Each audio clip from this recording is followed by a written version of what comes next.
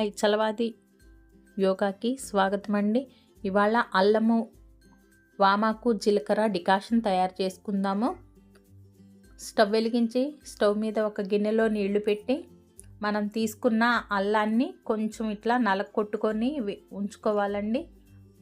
అది కూడా నీళ్ళల్లో అల్లం వేసాను, జీలకర్ర వేసాను, వామాకును కూడా రెండుగా తుంపి వేస్తున్నాను. ఇది ఒక 5 నిమిషాల పాటు మరగనిద్దాము.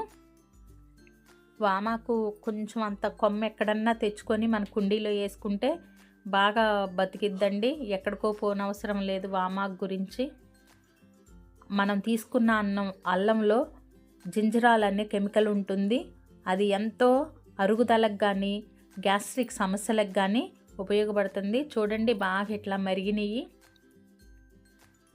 వడకట్టుకుంటున్నాను. ఇట్లా సాదాగా తాగితే తాగండి, లేకపోతే కొంచెం కొత్తగా తాగే వాళ్ళైతే కొంచెం సాల్ట్ యాడ్ చేసుకోండి. సాల్ట్ లేకపోయినా బాగుంటుంది.